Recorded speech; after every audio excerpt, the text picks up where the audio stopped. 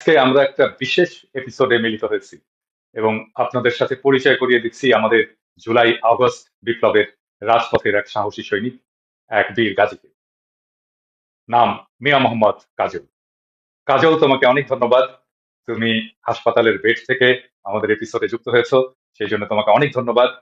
যারা আপনাকে কাজলকে ধন্যবাদ। চিনতে পারছেন না, যারা কাজলকে চিনতে পারেননি তাদের জন্য বলছি, আপনারা প্রথমে এই ভিডিওটি দেখুন। এই ভিডিওটি 5ই আগস্ট 2024-এর যাত্রাবাড়ির একটা রাস্তায়, তখনও থেমে থেমে সংঘর্ষ চলছে নানা অঞ্চলে। আপনারা দেখুন, একজন যুবক পুলিশের সাথে কথা বলতে এগোচ্ছে, তারপরেই হঠাৎ করে এই গুলিটা লাগে মাথায় এবং তারপরে লুটিয়ে পড়ে সেই যুবক। আপনারা এই ভিডিওটি দেখুন।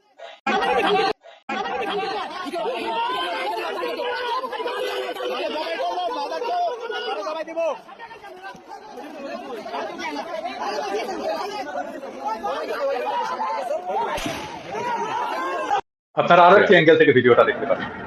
দেখবেন সেখানে এক যুবক শেষে নিথর পড়ে আছে। এই যুবকটি আমাদের কাজল। কাজলের মাথায় গুলি লাগে এবং তারপরে দীর্ঘ সময় অচেতন হয়েছিল। প্রথমে তার চিকিৎসা চলে ঢাকায় নিউরো সায়েন্স হসপিটালে, তারপরে সেখান থেকে তাকে পাঠানো হয় থাইল্যান্ডে সরকারি খরচে। এখনো পর্যন্ত কাজল সরকারি খরচে থাইল্যান্ডে চিকিৎসা নিচ্ছে।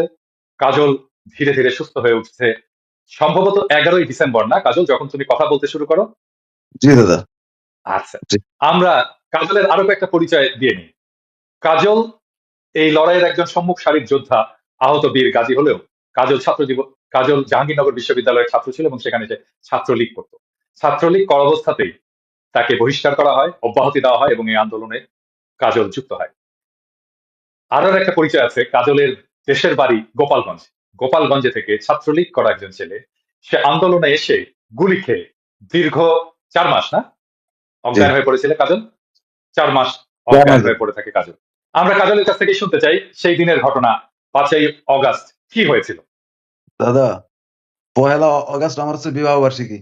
তো আমি আমার ক্যাম্পাস থেকে, আমি ক্যাম্পাসের পাশে গেরুয়া নামক একটা এলাকায় বাসা ভাড়া করে থাকতাম আমার ওয়াইফকে নিয়ে। এবং 1 আগস্ট আমার বিবাহ বার্ষিকী উপলক্ষে আমি নারায়ণগঞ্জে আমার বড় ভাইয়ের বাসায়, রুবেল হাসানের বাসায় বিবাহ বার্ষিকী উদযাপন করার উপলক্ষে নারায়ণগঞ্জে গেছিলাম 1 আগস্ট। তো ওইখান থেকে দেশের পরিস্থিতি তো ওই সময় খুব খারাপ। তো আমার মনে হইলো 4 তারিখে আর কি, 4 তারিখ রাতে আমার মনে হইলো 5 আগস্ট যে Dhaka long march to Dhaka, ওই আন্দোলনে আমার অংশগ্রহণ করা উচিত, এটা আমার মনে হইলো হঠাৎ করে। এবং আমি আমার স্ত্রীকে বললাম যে কালকে আমার যাইতে হবে, এনিহাও আমার যাওয়া লাগবে, দেশের এই পরিস্থিতিতে ঘরে বসে থাকার সুযোগ নাই। তখন আমার স্ত্রী আমাকে নিষেধ করলো না, ও বললো যে ইমানি দায়িত্ব হইলে যাইতে হবে। আমি এখানে গেছিলাম শুধু অন্যায়ের বিরুদ্ধে আমার প্রতিবাদ, একাত্মতা প্রকাশ করার জন্য। এবং আমি বের হয়ে গেলাম সকালবেলা বাসা থেকে নামাজ পড়ে, স্ত্রীর কাছ থেকে দোয়া নিয়ে বের হয়ে গেলাম। তো যাওয়ার সময় আমি যখন রাস্তায় বের হইছে, কোনো ট্রান্সপোর্ট নাই। তারপরে এক ভাইয়ের সাথে কথা হইলো, সে মোটর সাইকেল নিয়ে আসতেছিল। ওইখানে আর্মি পুলিশে ব্যারিকেড দিয়ে আটকায় দিছে রাস্তা, কারো যাইতে দিচ্ছে না। তখন ওই মোটর সাইকেল ওয়ালা ভাইয়ের সাথে আমার আলাপ হইলো, উনি আমার সাথে কিছুক্ষণ কথা হইলো। পরে বললো যে ভাই চলেন, আমি যাচ্ছি এদিকে, আপনার আমি নিয়ে যাই। পরে ওনার মাধ্যমে আমি ওনার সাথে যাত্রাবাড়ি পর্যন্ত চলে গেলাম। এবং রাস্তায় যখন নামছি আমি, তখন প্রথম দিকে একটু ভয় ভয় লাগতেছিল, সামনে পুলিশ, মানুষ। পরে দেখি কি মানুষের শুধু সমুদ্র, মানুষ আর মানুষ। তখন আমার সাহস অনেক বেড়ে গেল। পরে আমি মানুষের ওই সমুদ্রের সাথে, স্রোতের সাথে আগাইতে থাকলাম। এবং এক পর্যায়ে আমি কাজলায় পৌঁছাইয়ে দেখলাম যে ওইখানে অনেকগুলো পুলিশ একত্রিত হয়েছে এবং তারা ছাত্র জনতার উপরে চার্জ করা শুরু করছে। তখন ছাত্র ভাইদের সাথে ওইখানে তো অনেক ছেলেপেলে ছিল, তারা নেতৃত্বের অভাবে এলোমেলো হয়ে যাইতেছিল। তখন আমি ওদের সংগঠিত করা শুরু করলাম যে আমাদের আগাইতে হবে, আমরা যাবো আর কি, গণভবন পর্যন্ত আমরা যাবো, শেখ হাসিনার উৎখাত করবো এখানে যায়। পরে আমরা আগানো শুরু করলাম। পরে পুলিশ আইসে হঠাৎ করে গুলি করা শুরু করছে মানুষের উপরে। এখন মানুষগুলো আমরা দৌড়াইয়ে গলির ভিতরে ঢুকছি, সে গলির ভিতরে যায় গুলি করে, থামে না, গুলি করতেই আছে। পরে আমি মাথায় পতাকা, বাংলাদেশের লাল সবুজ পতাকা বাইন্ধে আমি রাস্তায় নাইমা হাত উঁচু করছি পুলিশের দিকে। এবং দেখলাম যে আমার সাথে ওইখানে কোন একটা কনস্টেবল, সে আই কন্ট্যাক্ট করছে, তার সাথে আমার আলাপ হচ্ছিল যে ভাই, শেখ হাসিনা তো মনে হয় ওদিক দিয়ে পালাই চলে গেছে, আপনারা আমাদের গুলি করতেছেন কেন? আমরা তো আসছি শুধু গণভবনে যাওয়ার জন্য, আমরা তো এখানে কিছু করতেছি না, গুলি করতেছেন কেন? এই কথা বলতে বলতে দেখলাম যে আমারে শুট করে দিছে। আমি হঠাৎ করে মাথায় গুলি লেগে গেছে, আমি পড়ে গেলাম। তারপরে এক দফার উপরে আমি লুটায় পড়ছিলাম। আমার এক দফা ছিল শেখ হাসিনার পতন এবং তার বিচার। ইনশাল্লাহ আমি সেই এক দফা এখনো আছি এবং আমি বিশ্বাস করি শেখ হাসিনার বিচার বাংলা মাটিতে ইনশাল্লাহ হবে। এরপরে আমার ওইখান থেকে ছাত্র জনতাই উদ্ধার করছে। তারা আমারে একটা ভ্যানে করে, রিক্সায় করে নিয়ে ওইখানে একটা স্থানীয় হসপিটালে নিয়ে গেছে। পরে ওইখান থেকে হচ্ছে আমার হসপিটালের এক স্টাফ আমার এলাকায় আমার আইডি কার্ড ছিল, ওই আইডি কার্ডের মাধ্যমে আমার আব্বারে চিনতে পারছে। সে আমার আব্বাকে জানাইছে, আমার আব্বা আমার বড় ভাইকে জানাইছে, রুবেল হাসান। তো উনি আর আমার ছোট ভাই সজল হাসান, এরা দুইজন হচ্ছে এরপরে হসপিটালে আসছে, কামরাঙ্গীরচর মনে হয়, মাতইল হসপিটালে। এরপরে ওরা এসে হচ্ছে আমারে ওই হসপিটালে পাইছে। ওইখানে আমার প্রথম অপারেশন হয় পরের দিন সকালে। তারপরে ওইখানে আমি খুব খারাপ অবস্থায় ছিলাম, আমার মাথার মগজের কিছু অংশ বের হয়ে গেছিল গুলি লেগে। আচ্ছা এরপরে তো পিনাকি দাদা আমার খোঁজ খবর রাখছে আমার ভাইয়ের মাধ্যমে, এবং পিনাকি দাদার মাধ্যমেই প্রথম আমার বিদেশে পাঠানোর ব্যাপারে আলাপ ওঠে। এবং এরপরে নাহিদ ভাই এবং স্বাস্থ্য উপদেষ্টা এনাদের হস্তক্ষেপে আমাকে ইমার্জেন্সি এয়ার অ্যাম্বুলেন্সের মাধ্যমে থাইল্যান্ডে পাঠানো হয়, এবং আল্লাহর রহমতে এখন আমি বেশ ভালো আছি।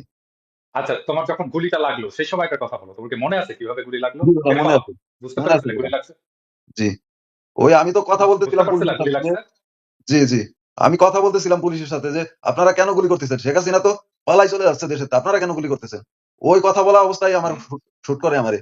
আমার মনে হয়েছিল যে বাংলাদেশি কোনো পুলিশ ভাই তার সন্তানদের উপরে এইভাবে গুলি করতে পারে না। ওই দিন আমার মনে হয়েছে যে ওইখানে পার্শ্ববর্তী ভারতীয় লোক, প্রশাসনের লোক ছিল, এবং তারাই সম্ভবত গুলিটা করছে দূর থেকে আমার টার্গেট করে। এটা আমার তোমার বিশ্বাস। গুলি যখন লাগছে তুমি টের পাইছিলা যে গুলি লাগছে তোমার জি দাদা, টের মাথায়? পাইছিলাম।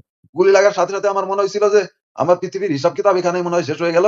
আমি তখন আল্লাহরে স্মরণ করছি যে আল্লাহ, আমার কি সব হিসাব কিতাব এই জায়গায় শেষ? আমার তো অনেক কাজ করার ইচ্ছা ছিল দুনিয়ায়। তো আমার কি এই জায়গায় দুনিয়ার জীবন শেষ হয়ে গেল? আমি তো বাঁচতে চাই আল্লাহ। এই কথা বললে পরে আমি সেন্সলেস হয়ে গেছি, আর কিছু মনে নাই দাদা আমার। মানে গুলি লাগছে তখন তুমি টের পাইছো যে মাথায় কিছু লাগছে? জি জি, গুলি লাগা টের পাইছি আমি। আমার মাথা অন্ধকার হয়ে গেছে, চোখ, আমি পড়ে গেছি, এক দফার উপরে আচ্ছা। পড়ে গেছিলাম। হ্যাঁ, ওরা আমরা তো ভিডিওতে দেখছি। তোমার গুলির জায়গাটা কি একটু দর্শকদের দেখাতে পারবে এখন কি অবস্থা এখানে এই তোমার যে মাথায়? এখান দিয়ে লাইকে দাদা, এই সামনে পিছন দিয়ে বের হয়ে গেছে, এই যে এখানে। তোমার মাথার যে গুলির জায়গাটা ওইটা, হ্যাঁ, ওইটা এখন কি অবস্থা? এবং আমার একটু মাথার নিচু করবে মগজ দেখি। রাস্তায় লুটায় পড়ছিল, মাথার মগজ। তো তোমার যখন জ্ঞান ফিরলো সেই সময়টার কথাটা বলো, কিভাবে জ্ঞান ফিরলো? আমার প্রথম জ্ঞান ফিরে হচ্ছে কই থেকে, 11ই ডিসেম্বর। গুলি লাগার পরে এর হচ্ছে 10-15 দিন পরে আমার জ্ঞান ফিরে প্রথম।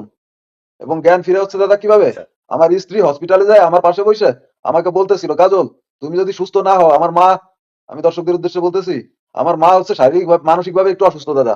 আমি ছোটবেলা থেকে জন্মের পর থেকে দেখছি আমার মা অসুস্থ। তো আমার মার সেবা করার আমার খুব ইচ্ছা ছিল আর কি। তো আমার স্ত্রী আমাকে বলতেছিল, তুমি যদি সুস্থ না হও মা রেখে দেখবে।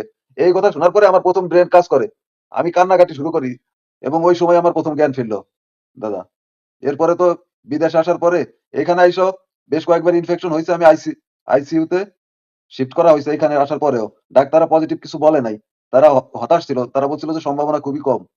কিন্তু তারপর থেকে আল্লাহর রহমতে আমার ইমপ্রুভমেন্ট বেশ ভালো, এবং এখন আমি বেশ ভালো আছি। লেফট সাইডটা অবশ হয়ে আছে আর কি এখন। আচ্ছা, ফিজিওথেরাপি চলতেছে এখন তোমার? জি জি।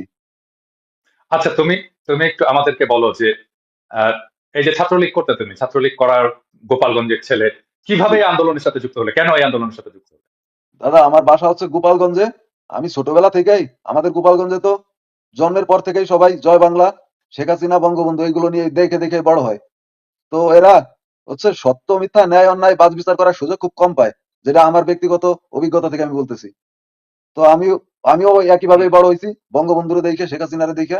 আমি যখন প্রাইমারি স্কুলে পড়ি তখন আমার বন্ধু বান্ধব নায়ক নায়িকা খেলোয়াড়দের ছবি কিনতো, আমি ওই সময় বঙ্গবন্ধুর ছবি কিনছি, কিনে আমি ক্লাসে গেছি। আমার শিক্ষকরা আমার দেখে বাহবা দিয়েছে, বলছে যে তুমি বড় কিছু হবা। আমি তখন প্রাইমারি স্কুলে পড়ি, ছবি কিনছি বঙ্গবন্ধুর। তো আমি ওইভাবেই বড় হয়েছি। আমারও ওইরকম সুযোগ ছিল না সত্য মিথ্যা ন্যায় অন্যায় বাছ বিচার করার, যেটা আমি পরবর্তীতে বিশ্ববিদ্যালয়ে ভর্তি হওয়ার পরে সুযোগটা পাইছি। আমার জ্ঞান প্রসারিত হয়েছে, এবং আমি সত্য মিথ্যা ন্যায় অন্যায় বাছ বিচার করার সুযোগ পাইছি। তো ওই যখন প্রথম কোটা সংস্কার আন্দোলন হয় একদম ফার্স্ট টাইম, ওই সময়ও দাদা আমি ছাত্রলীগের সাথে খুব ভালোভাবে কানেক্টেড। এবং ওই সময় ছাত্রলীগ আমার ক্যাম্পাসে জাহাঙ্গীরনগর বিশ্ববিদ্যালয়ে ছাত্রলীগ আন্দোলনকারীদের উপর অ্যাটাক করছিল, এবং আমি ওই সময় ছাত্রলীগ করা অবস্থায় আমার প্রেসিডেন্ট সেক্রেটারির সিদ্ধান্ত আমি মানছিলাম না। আমি আমার মত প্রকাশ করছিলাম যে না, এটা ঠিক হবে না, এটা উচিত না, এটা অন্যায়। আমি আমি একমত হই নাই, যাই নাই আমি ওই কর্মসূচিতে। এবং পরবর্তীতে আমি তো ওইভাবেই আগাইছি। এবং ক্যাম্পাসে দাদা, আমার ক্যাম্পাসে খোঁজখবর নিলে আপনি জানতে পারবেন, আমার প্রত্যেকটা সংগঠনের ভাই ব্রাদার, হলের ভাই ব্রাদার, সবার সাথে অত্যন্ত ভালো সম্পর্ক, সব সংগঠনের সাথেই, কারোর সাথে আমার সম্পর্ক খারাপ না। তো আমি ওরকম ভাবে মেনটেন করছি, সবাই বিপদ আপদে সাহায্য করার চেষ্টা করছি সবসময়। এরপরে আমি আস্তে আস্তে সৃষ্টিকর্তার সাথে কানেক্টেড হইতে থাকি, নামাজ কালাম শুরু করি, ভালো ভালো কাজে আরো বেশি মনোযোগী হই। এরপর থেকে আমার ছাত্রলীগ, মানে আমার হলে ওই সময় বঙ্গবন্ধু শেখ মুজিবুর রহমান হলে আমি থাকতাম, আমার হলে নেতৃত্ব আসে তৎকালীন সময় ছাত্রলীগের সাধারণ সম্পাদক আসে হাবিবুর রহমান লিটন নামে একটা লোক, সে দায়িত্ব পায় সেক্রেটারির। তো ও হচ্ছে আমার হলের বড় ভাই, ও আমার অবস্থান সবসময় দেখছে যে আমার হলে কিরকম অবস্থান, ক্যাম্পাসে কিরকম অবস্থান।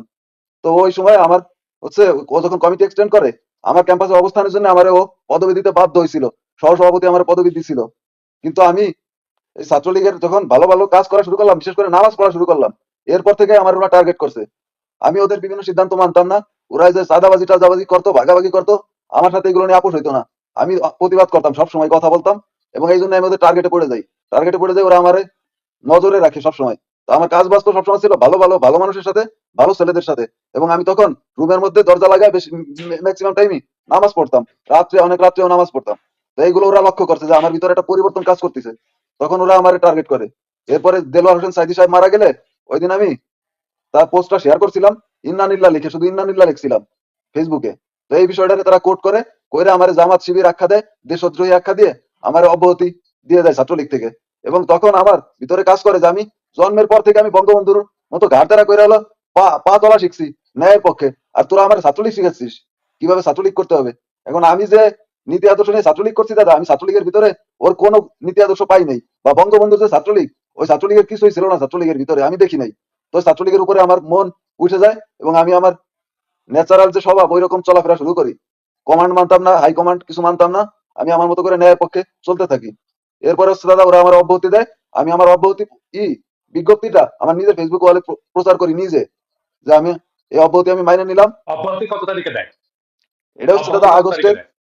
আগস্টের কয় তারিখ জানি, আগস্টের 19-20 তারিখ হবে, আগস্ট মাসের 2023 সালের আগস্টের 19-20 তারিখ। আগস্টে কত সালের আগস্টের 19-20 তারিখে? 2023 সাল দাদা। 2023 সালে। আচ্ছা জি, সাইদি সাহেব মারা যাওয়ার 5-6 দিন পরে। আচ্ছা আচ্ছা আচ্ছা। তো ওরা আমার দেশপ্রেম শিখাচ্ছে, ওরা আমার ছাত্রলীগ শিখায়। তো আমি এটা নিয়ে কোনো ই করি না। ওরা আমার আপোষ করতে বলতেছিল যে আমি যদি আপোষ করে নিই, হামজা রহমান অন্তর নামে একজন ছাত্রলীগ নেতা ছিল জাহাঙ্গীরনগরের কেন্দ্রীয় কমিটিতে পোস্টেড, তার সাথে আমার আপোষ করতে হবে। তার সাথে যদি আমি আপোষ করি তাহলে আমার অব্যাহতি অধ্যাদেশ তারা তুলে নেবে, এই প্রস্তাব আমার রাখে। কিন্তু আমি মানি না, আমি বলি যে আমি কেন তার সাথে আপোষ করবো, আমি তো আমার নীতিতে ঠিক আছি, আমি কেন আপোষ করবো। তারপরে আর আমার অব্যাহতি তারা তোলে না, এবং আমি এটা সাদরে গ্রহণ করি, এবং মনে করি এটা আল্লাহর পক্ষ থেকে আমার জন্য রহমত, এবং আমি ভালো পথে আসার সুযোগ পাইছি। এবং এরপরে হচ্ছে এই যে জুলাই আন্দোলন শুরু হয়, কোটা বিরোধী, আমার ক্যাম্পাসে ছোট ভাইরা সব আন্দোলনে সংযুক্ত, এবং আমি বুঝতেছিলাম যে এই আন্দোলন সামনে আরো ভয়াবহ রূপ ধারণ করবে। আমি আমার ছোট ভাইদের সাথে কানেক্টেড ছিলাম সবসময়, এবং তাদের আন্দোলনে আমি উৎসাহ যোগাচ্ছিলাম, এবং নিজেও জাহাঙ্গীরনগর থেকে জয়েন করছি মাঝে মধ্যে। এরপরে যখন লং মার্চ টু ঢাকা আসলো, তখন আর আমি ঘরে থাকতে পারিনি, আমি নামছি রাস্তায়। এরপরেই আমার সাথে এই ঘটনা ঘটলো, এবং এতে আমার কোনো আফসোস নাই, আচ্ছা আমি খুশি। আমি বাংলাদেশকে ভালোবাসি, যারা দেশকে ভালোবাসে আমি তাদের ভালোবাসি, যারা তাল বাহানা করে আমি তাদের সাথে নাই, আর থাকবো না ইনশাল্লাহ। আমার তো যখন রাজাকার বলার যখন পরে দাদা 11 মাস পরে পুরা বাংলাদেশের ছাত্র সমাজ তুমি কে আমি কে রাজাকার রাজাকার বলে স্লোগান দিছে, শুধু আমার রাজাকার বলার 11 মাসের মাথায়। এবং আমি গর্বিত যে বাংলাদেশের ছাত্র সমাজের রাজাকার বানায়, যে দেশে ভালোবাসে তারাই রাজাকার বানায় দেয়, তারাই পাকিস্তানি বানায় দেয়, আর ওটা দালালি করে ভারতের। তো তোমার ভেতরে যে পরিবর্তনগুলো আসছে, এই পরিবর্তনগুলো কার কি জন্য আসছে, কাদের কাদের কথা শুনে আসছে তোমার ভেতরে পরিবর্তনগুলো? এটা দাদা আমার নিজের ভিতরে সেলফ রিয়েলাইজেশন কাজ করছে। আমার ব্রাইট একটা ফিউচার ছিল, আমি এই ছাত্রলীগ করার জন্য আমি পড়ালেখা কিছু মনোযোগ দেই নাই, আমি শুধু মন দিয়ে ছাত্রলীগই করছি, এবং ছাত্রলীগ করছি সাধারণ শিক্ষার্থীদের জন্য, আমার হলের জন্য, আমার ক্যাম্পাসের জন্য। কিন্তু আমি কোনো ফিডব্যাক পাইনি এদের মাধ্যমে। এরপরে আমি কষ্ট পাইতে পাইতে, আঘাত পাইতে পাইতে আমার ভিতরে রিয়েলাইজেশন কাজ করছে, এবং আমি সৃষ্টিকর্তার নিকটবর্তী হয়েছি কষ্ট পাইতে পাইতে। এবং পিনাকি দাদার ভিডিও আমার অনেক করছে, অনুপ্রাণিত করছে। আমি সবসময় দাদার আপডেট রাখতাম, মানে দাদার ভিডিওর সাথে আমি সবসময় কানেক্টেড থাকতাম। প্রত্যেকটা ভিডিওতে মেসেজ ছিল, তার মেসেজ গুলো আমি বুঝতাম, এবং ওইটা অনুসরণ করার চেষ্টা করতাম। আমি জুলাইয়ে না, শুধু অনেক আগে থেকে পিনাকি দাদার ভিডিও দেখি, এবং দাদার কথাগুলো আমার মনে হয় যে দাদা সব রাস্তা বন্ধ হয়ে গেলেও দাদা একটা রাস্তা খুঁজে বাইর করে। এই বিষয়টা আমার ভালো লাগে যে কোনো না কোনো অপশন খুঁজে বাইর করে। আমিও ব্যক্তিগতভাবে এরকম দাদা, যে জায়গায় যে পথে যত আটকে যাক আমি একটা উপায় খুঁজে বাইর করার চেষ্টা করি, এবং ইনশাল্লাহ একটা রাস্তা বের হয়ে যায়। এবং আমি আপনার ভিডিওতে অনেক অনুপ্রেরণা পাই, সাহস পাই, এবং বাংলাদেশের মুক্তির পথ দেখি।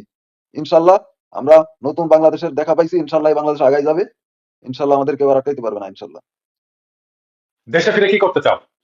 আমি দাদা আমার আল্লাহ নতুন জীবন দিছে, আমার মনে হয় যে আমার বাইসে থাকার কথা ছিল না, ডক্টররা বারবার বলছে যে আমার আর সম্ভাবনা নাই, কিন্তু আমার আল্লাহ আমার উপর রহমত করছে, আমার নতুন জীবন দিছে, এবং সে হয়তো নিশ্চয়ই কোনো কারণে আমার বাঁচায় রাখছে, এবং সে কোন কারণ এটা আমি দেখতে চাই।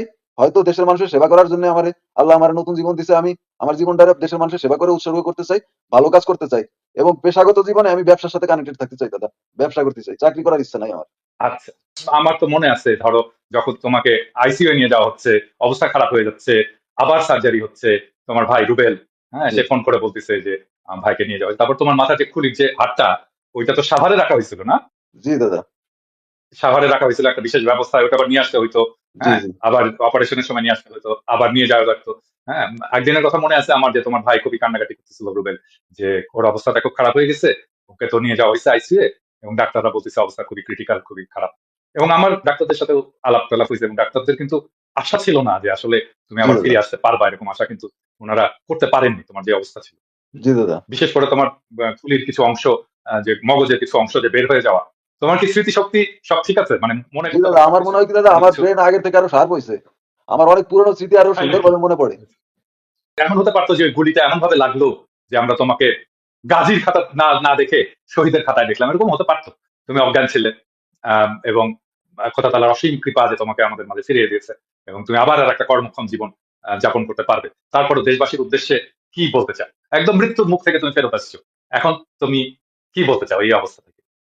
দেশবাসীর উদ্দেশ্যে আমার কথা দাদা একটাই, আমরা যার যার অবস্থান থেকে, যার যার যে অবস্থানে যে আছি, সেইখান থেকেই জানি যোগ্য মানুষটার হাতে দায়িত্ব তুলে দেওয়ার চেষ্টা করি, এবং সচেতন থাকি যে অযোগ্য লোকজন যেন আমাদের নেতৃত্ব দিতে না পারে। কারণ অযোগ্য মানুষ নেতৃত্ব দিলে তারা ক্ষমতা পেলে ক্ষমতা আঁকড়ায় ধরতে চায়, এবং তারা ক্ষমতা আঁকড়ায় রাখার জন্য যে কোনো কিছু করার জন্য প্রস্তুত থাকে। এতে সাধারণ মানুষের অধিকারের আদায় হয় না, এবং সমাজের ক্ষতি হয়। তো আপনারা সবাই চেষ্টা করবেন, আপনারা যে পরিসরেই আছেন, যে যে অবস্থানে আছেন, সেই অবস্থান থেকেই যোগ্য মানুষটারা খুঁজে বের করার চেষ্টা করবেন, যে যে জায়গার যোগ্য তার সেই জায়গাটা দেওয়ার চেষ্টা করবেন। যোগ্য মানুষ যোগ্য স্থানে থাকলে ইনশাল্লাহ আমাদের দেশ আগায় যাবে, আমাদের সমাজ আগায় যাবে।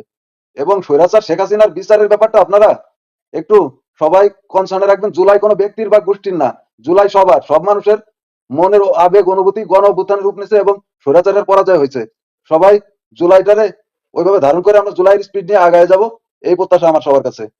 শেখ হাসিনার বিচারের ব্যাপারটা, এবং বিভিন্ন যে রাজনৈতিক দল আছে তারা হয়তো ক্ষমতায় আসার জন্য অনেক চেষ্টা করবে, সেটা স্বাভাবিক। আপনারা ক্ষমতায় আসেন, কোনো সমস্যা নাই আমাদের, কিন্তু আপনারা অন্যায়ের বিচারগুলো আগে নিশ্চিত করেন, তারপরে যে যা করবেন কইরেন।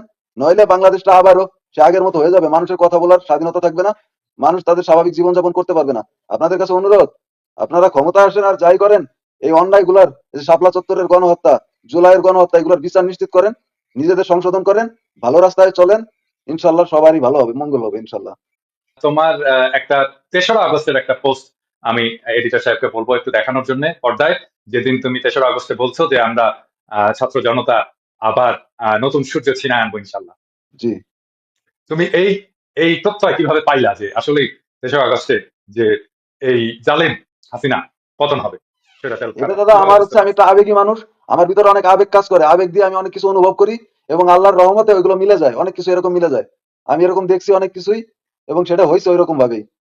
এবং আমি এটা, আমার অনুভব কাজ করতেছিল যে এটা কিছু হবে, 5 আগস্টে কিছু একটা হয়ে যাবে, শেখ হাসিনা আজকে এই দেশ থেকে পালাবে, এবং সেটাই হয়েছে আলহামদুলিল্লাহ। আমরা আশা করছি তুমি ডিসেম্বরে ফিরতে পারবে। আহ, ইনশাল্লাহ দাদা। ফিরে আসো, এবং আমরা আমরা বাংলাদেশ সরকারকে, প্রফেসর ইউনূসের সরকারকে, বিশেষ করে স্বাস্থ্য উপদেষ্টা নূরজাহান আপাকে ধন্যবাদ জানাই, কারণ উনার একটা বিশেষ ব্যক্তিগত উদ্যোগ ছিল জি তোমাকে দাদা। এই চিকিৎসায় নিয়ে আসার জন্য। এবং তুমি তো তুমি বলেছো আমাকে যে তোমাকে সারাক্ষণ দূতাবাস থেকে যোগাযোগ করা হচ্ছে, তোমার জি জি। তোমার শরীর কেমন আছে, উন্নতি কেমন হচ্ছে, এবং সমস্ত সমস্যা তারা সমাধান করছে। এই জন্য আমরা সম্মিলিতভাবে সরকারকে, স্বাস্থ্য মন্ত্রণালয়কে, স্বাস্থ্য উপদেষ্টাকে ধন্যবাদ জানাই। তুমি কি কিছু বলতে চাও স্বাস্থ্য উপদেষ্টাকে? মাননীয় স্বাস্থ্য উপদেষ্টাকে অনেক অনেক ধন্যবাদ। উনার আন্তরিকতায় আজকে আমি উন্নত চিকিৎসায় আল্লাহর রহমতে স্বাভাবিক জীবনযাপনে ফিরে আসতে পারতেছি। এবং নাহিদ ভাইকে ধন্যবাদ, নাহিদ ভাই অনেক কষ্ট করছে আমার জন্য। এবং পিনাকি দাদাকে অনেক অনেক ধন্যবাদ, উনি এত ব্যস্ততার মাঝে আমার খোঁজ খবর রাখছে নিয়মিত, এবং আমার বিদেশে আসার ব্যাপারে উনি যথেষ্ট কনসার্ন ছিল এবং উদ্যোগ নিছে। আমি কৃতজ্ঞ সবার প্রতি, অনেক দেশবাসীর প্রতি অনেক কৃতজ্ঞতা, ডক্টর ইউনূস স্যারের প্রতি অনেক কৃতজ্ঞতা। উনি একজন যোগ্য মানুষ, ওনার হাতে বাংলাদেশ নিরাপদ আমি মনে করি। এবং আপাতত নির্বাচন না হইলেও আমার মনে হয় যে বাংলাদেশ ভালো পথে আগাচ্ছে। নির্বাচন কিছুদিন পরে হোক, ডক্টর ইউনূস বাংলাদেশটা আর একটু স্টেবল করুক, আমার মনে হয় ওনার হাতে বাংলাদেশ নিরাপদ এই মুহূর্তে। তাহলে তোমাকে অনেক ধন্যবাদ, এখন রেস্ট নাও, ভালো থেকো, জি ভালোভাবে দাদা। ফিরে আসো। আমাদের সবার এক বুক ভালোবাসা থাকলো। জি। দর্শক মন্ডলী, আপনাদেরকেও ধন্যবাদ। খুদা হাফেজ। আল্লাহ হাফেজ। ইনকিলাব জিন্দাবাদ। ইনকলাব জিন্দাবাদ।